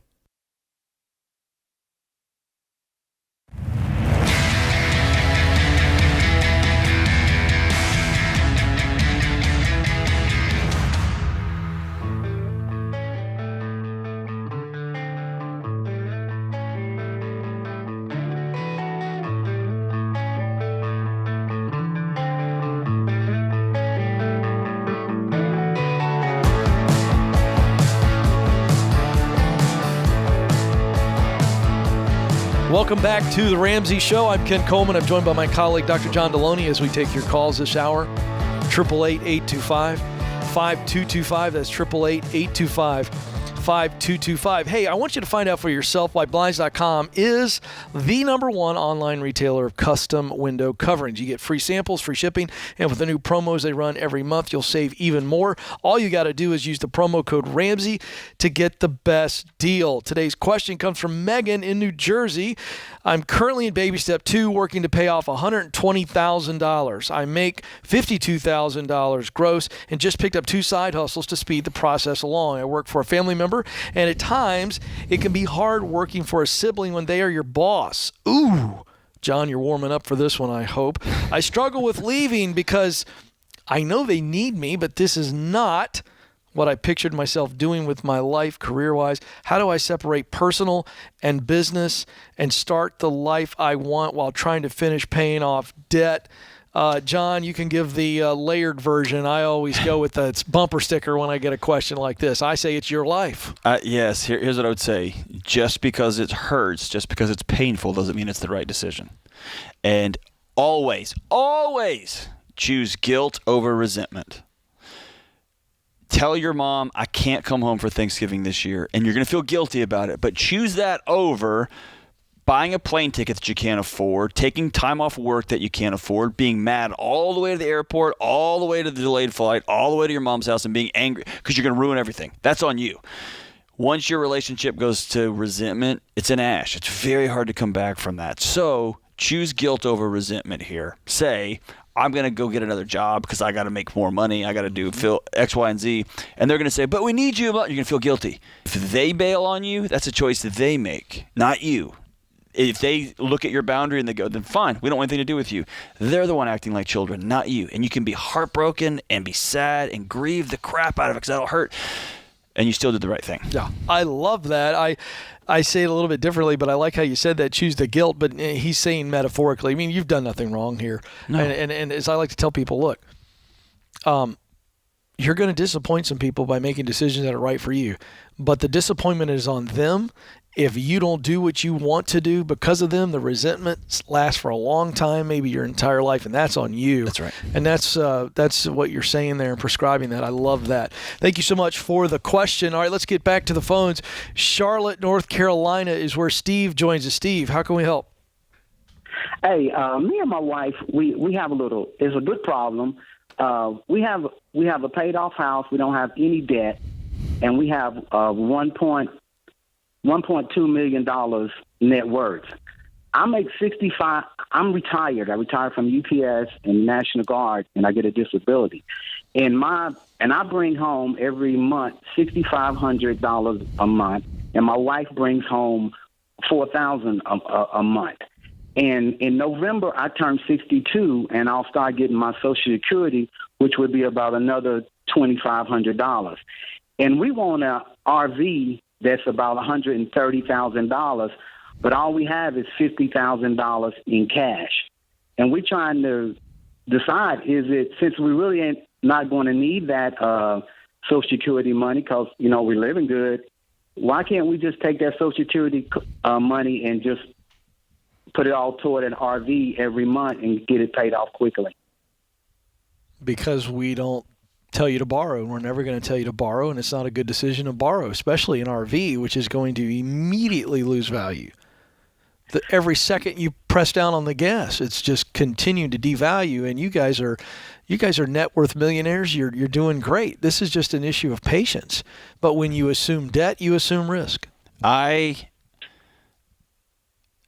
trust the long-term viability of Social Security. Not very much. I'll say it that way. That's the nicest way I can say it. That was very nice. I was trying to be nice. I would not sign up for a 5-year, 7-year term with the idea that I'm just going to use my side money to pay something off. Here's what it sounds like. Can I be honest with you?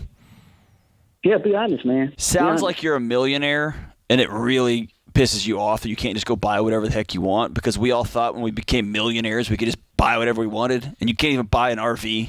Is that fair? It's just annoying. Yeah, it's kind of annoying doing this, the fact that I guess I'm 62, I've been in 2 wars, and, and this is what she really wants, because there's nobody at the house with me and her, and on the weekends we like We want to be able to go to the bike rallies and to the Whoa. chill So, out. Steve, what's keeping you from going to the bike rallies and all the other things you want to do on the weekend? Now, because when we do that, we got to stay in a hotel, and hotels are like anywhere from $250 to $300 a night. Yeah, I know, but a hotel is $99,700 cheaper than an RV. bingo. Well, Steve, I was trying to push you to say, well, why don't you just rent a really nice SUV? You know, they rent these SUVs now. And, you know, you rent it for the weekend, and then you leave it. You got the cash. I mean, you're talking about all this Social Security cash. Well, okay, let's assume, as John says, that it keeps coming in. Well, now you guys got your weekend fund. That's your weekend fund, So dude. you go down to the local RV guy and you go, Bob, I want a 20-footer this weekend. And he gets you an RV, and you guys go and you have a blast at the biker weekend, and then you come back. Hopefully you make it back from those things. Those things seem a little violent, but hey, who's judging? And you come back. But you see what I'm saying? You come back, and you don't have a depreciating asset on your hands, and you don't have a payment. You don't have $1,000 gas tank to fill up. Okay. Here's the thing. Dude, like, just being straight up with you, I would love a big, giant RV right now for me and my family. I'd love to see you drive just a little one. Oh, man. Yeah. Well, you can get a little one for not $100,000. Okay. What are you thinking about? $100,000 is the big kids. What are you thinking about? What, the RV? Yeah. Oh, it's a Class B RV. It's a Class B. It's like the Sprinter van. Dude, that's like top. You're getting some fancy pants stuff, man. Yeah, you got nice taste, don't you, Steve? Well, it's just me and my wife's so conservative. I mean, she's one of them kind of women that don't even want a Coach bag. We're just so conservative, and this is something she asks for. Like, I know, Steve. Wait a second. You're Wait, a great guy, man. You're great. You're awesome. Here's the deal. I wish we could get your wife on the phone. Because here's the deal.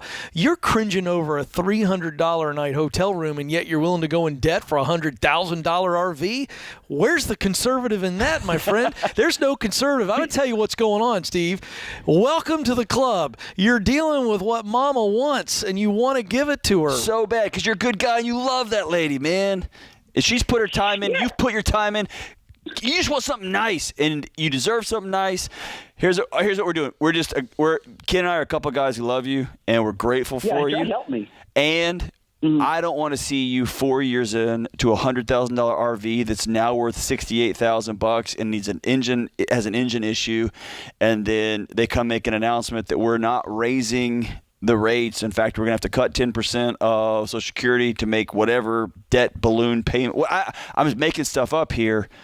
I'd much rather see you guys decide, hey, what hotel do we want to stay at this rally? Yeah, I was going to introduce 3 words together that are beautiful. I think it could really help you with your wife. Hotel and spa. Okay. Yeah, just memorize that. She don't do the spa. Well, she should. That's for you, Steve. That's funny. I could see Steve rolling at the spa right now. Steve, you'd work over a spa. Steve, listen, you all need to go have a good time and do what you want to do on the weekends. You guys have earned it with your conservative diligence and discipline, and we applaud you. But my friend, you know it doesn't make sense. Don't borrow money. Don't borrow money. Go spend the money on nice hotels or rent a nice SUV or whatever you call it, RV. There you go.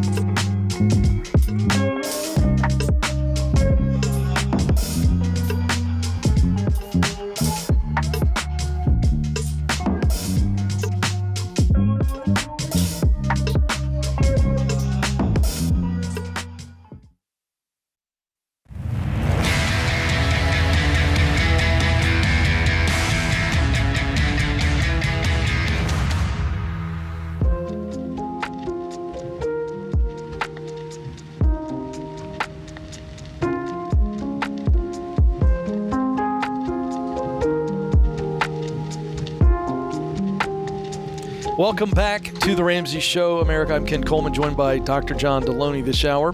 Our scripture of the day comes from Joshua 1, verse 9. Have I not commanded you? Be strong and courageous. Do not be afraid. Do not be discouraged, for the Lord your God will be with you wherever you go.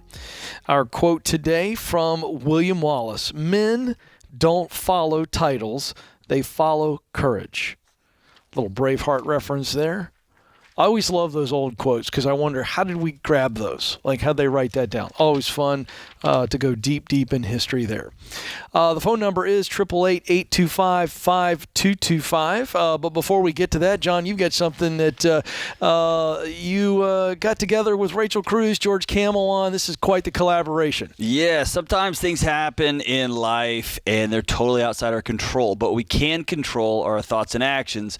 And we get to decide who we're going to be and how we're going to respond. So here's the deal. If you choose to float by and just let life happen but wonder why your life's a mess, it's time to start being intentional. Because when you start doing and thinking things on purpose, that's when you get positive results. I know it can be tough when you don't have the right tools or motivation to get started. That's why I'm super jazzed to introduce the new 2023 Ramsey Goal Planner that teaches you how to be intentional and make goals that will have a long-term impact in every area of your life. This year, we completely redesigned the Ramsey Goal Planner based on your feedback. So new cover, new slim down size, and new motivating monthly content from my friends Rachel Cruz and George Camel to keep you moving all year long. Coming together to help you work on your financial, relational, and spiritual goals. All three areas of your life are important. The Goal Planner sold out last year. It will sell out again. So get your 2023 planner today. By the way, I don't know what to get her. I don't know what to get. RamseySolutions.com/planner. This will sell out. We only print a limited amount of them because we can't sell these in, August of next year because the year will be over. So we sell them out quick.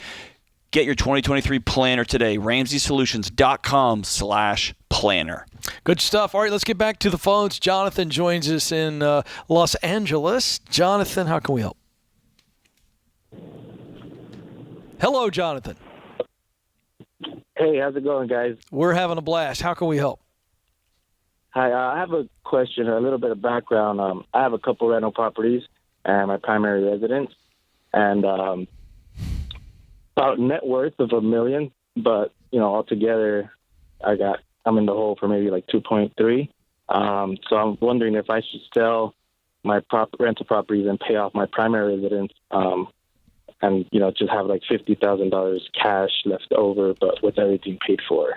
Okay, so walk us through the whole $2.3 million in debt. Is that on the rental properties and your primary residence, or is there more debt involved?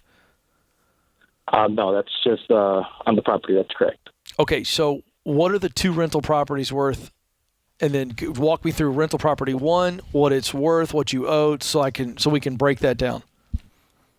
Okay, rental property one, it's worth about $800,000. I owe about $500,000 on that one, and then rental property two is worth about $750,000, and I owe about $300,000 on that one. Okay. And then on my primary residence, we owe about $600,000. And it's worth about $1 million. Okay, great. All right.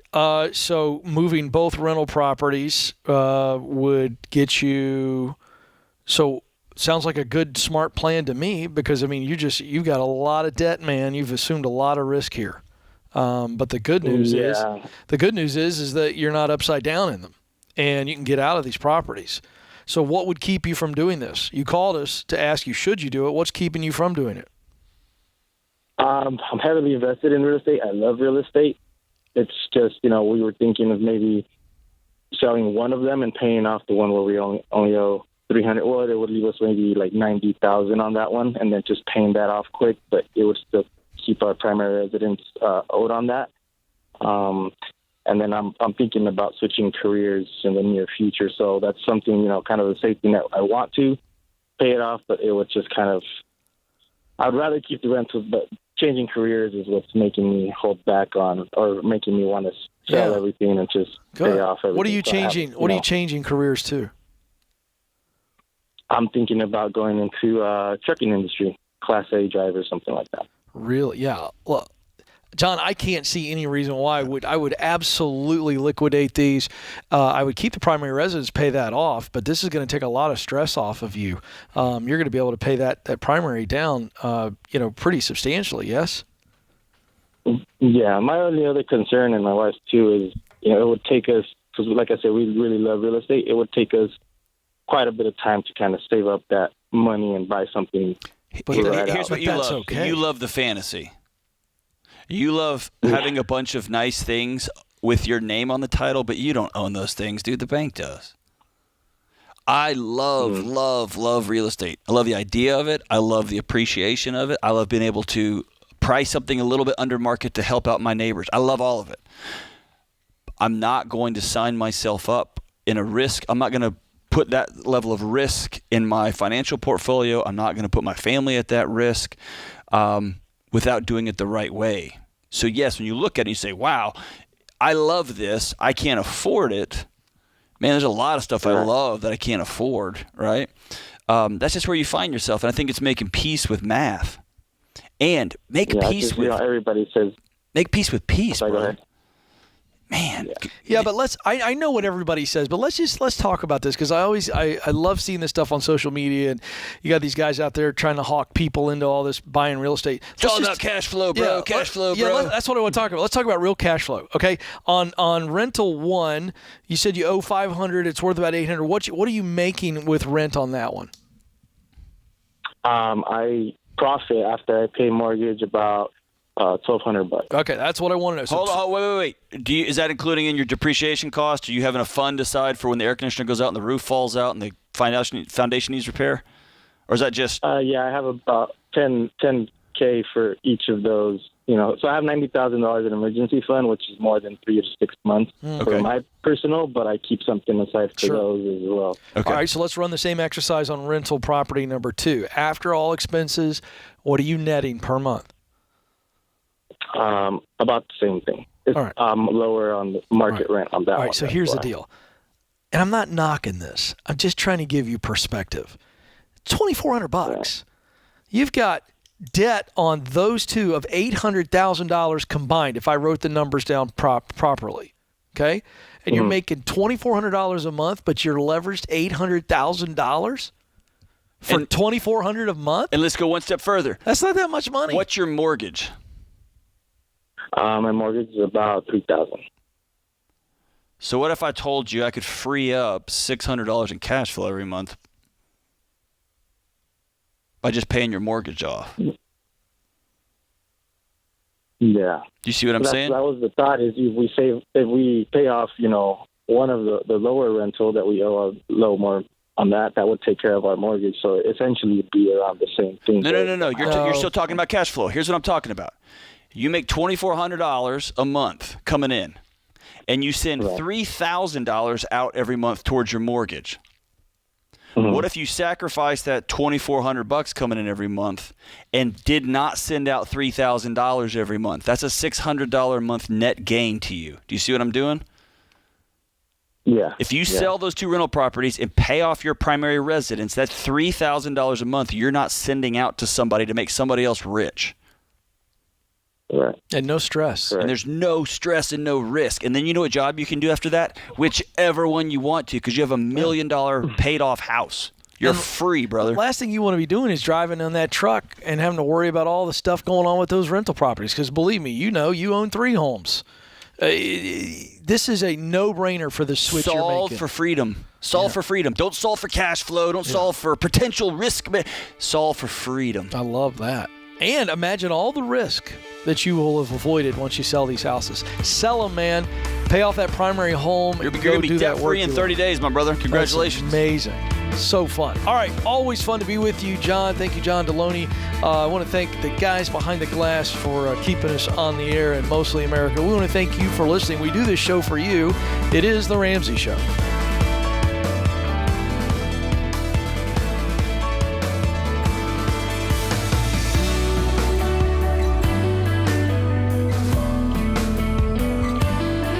Hey folks, Ken Coleman here. Did you know The Ramsey Show is one of the most popular podcasts in the world?